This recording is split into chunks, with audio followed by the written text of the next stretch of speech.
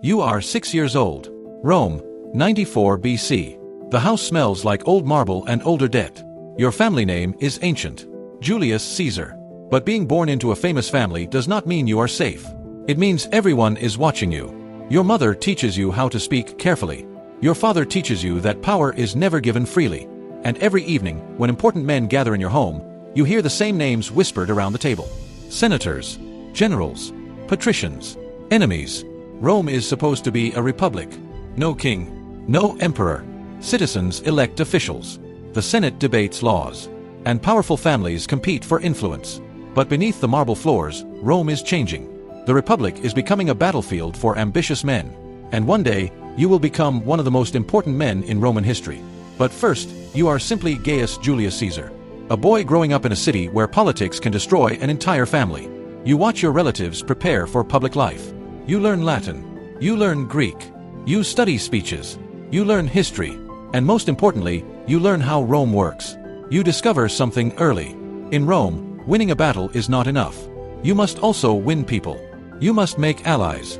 You must create loyalty. And you must make your enemies afraid of you. Then, when you are still young, Rome begins to tear itself apart. Two powerful factions struggle for control. On one side is Gaius Marius. On the other is Lucius Cornelius Sulla. The conflict becomes violent. Families are hunted. Enemies are executed. Property is seized. And suddenly, your family name becomes dangerous. Sulla takes control of Rome. You are ordered to divorce your wife because of her family's political connections. You refuse. That decision could cost you your life. You leave Rome. For a young Caesar, this is the beginning of something very different. You are no longer simply a nobleman's son. You are learning how quickly political power can turn into terror. Eventually, Sulla allows you to return. But you understand something that will stay with you forever. Rome rewards strength. And Rome destroys weakness. You begin your political career slowly. You serve in the military. You travel. You study. You speak in public. And people begin noticing you. You are not the richest man in Rome. You do not command the largest army. But you have something extremely valuable. Ambition. You know how to make people listen. You know how to make ordinary citizens feel important. And you understand that popularity can become a weapon. You rise through Roman politics. Quaestor, aedile, praetor. Each position brings more influence. Each victory brings more enemies. You spend enormous amounts of money on public games and celebrations. Some politicians think you are wasting money. But the crowds remember you. They cheer your name. And that matters. Because Rome is no longer controlled only by the Senate. The people matter too. Then you form an alliance that changes Roman history. You join forces with two of the most powerful men in Rome, Pompey the Great and Marcus Licinius Crassus. Together, you form what historians call the First Triumvirate. 3 men, 3 ambitions, 1 political machine. Pompey has military glory. Crassus has enormous wealth. And you have political skill. You help each other. And soon, Caesar receives the command he has been waiting for. Gaul. At first, it looks like another military assignment. But Caesar sees an opportunity. He begins campaigning across Gaul. Year after year. Battle after battle. He moves his armies across rivers, forests, mountains, and fortified settlements. His soldiers become fiercely loyal to him. They follow him through freezing winters. They march enormous distances. They fight enemies who know the land better than they do. And Caesar keeps winning. His victories make him famous. His reports back to Rome make the wars sound almost inevitable. He writes about the people he fights. He describes battles. He describes victories. And he makes sure Rome knows his name. But the war is not easy. Gaul does not simply surrender. Tribes unite against Rome. One of the greatest challenges comes from Vercingetorix. Thousands of warriors gather under his leadership. They attack Roman supply lines. They burn their own towns. They try to starve Caesar's army. Then Caesar surrounds them at Alesia. The Romans build massive fortifications. One wall faces the enemy inside. Another faces the army coming from outside. You are watching Caesar turn a battlefield into a trap. The Romans survive. Vercingetorix eventually surrenders. And Caesar's reputation becomes enormous.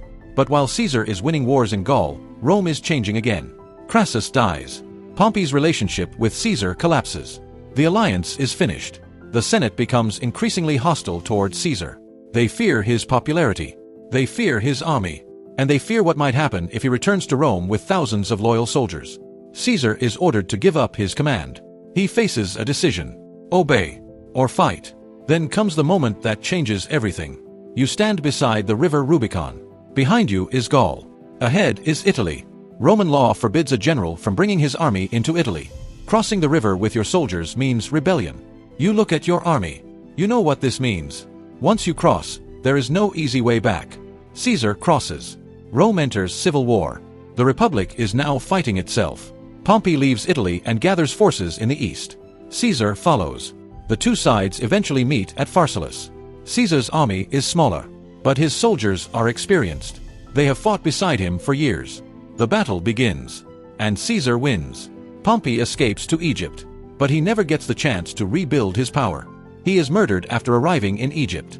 Caesar arrives shortly afterward. He becomes involved in Egyptian politics. And there, another famous chapter begins. Cleopatra. She is fighting for her position in Egypt. Caesar supports her. Their relationship becomes one of the most famous political alliances in ancient history. Caesar helps secure Cleopatra's position. Then he returns to Rome. And now, you are no longer simply a politician. You are the most powerful man in the Roman world. You are appointed dictator. At first, many Romans believe you will restore order. And Caesar does introduce reforms. He reorganizes the calendar. He settles colonies. He changes aspects of Roman government. He supports veterans. He attempts to reduce political corruption. But power changes how people see you. Statues appear. Honors increase. Your titles multiply. Some senators begin fearing that you want to become king. And in Rome, the word king is dangerous. Romans had overthrown their last king centuries earlier. They do not want another. Then comes the Ides of March. March 15th, 44 BC. You enter the Senate. You do not know that several men have already decided you must die. They surround you. A knife appears. Then another. Then another. You try to understand what is happening. You see familiar faces. Men you once trusted. Men who once stood beside you. The attack continues. And Caesar falls. Rome has killed the man who conquered Gaul.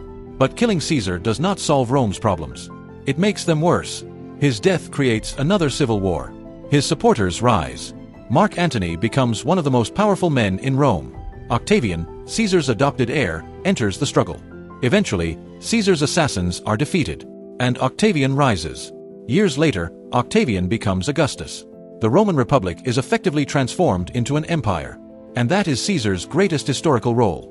He did not officially become the first Roman emperor, but his actions helped destroy the political system that had existed for centuries.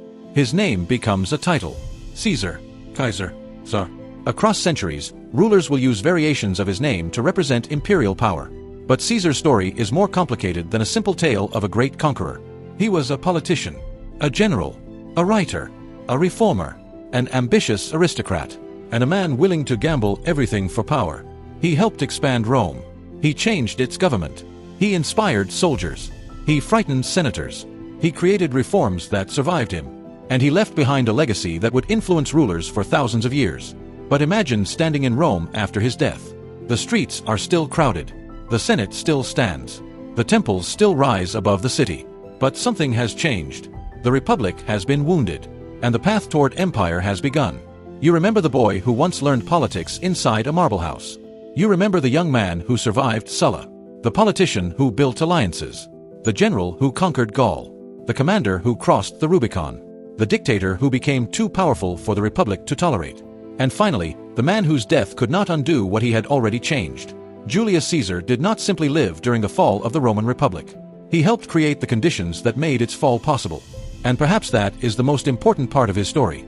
Because sometimes history is not changed by the person who takes the crown. Sometimes it is changed by the person who makes the crown possible.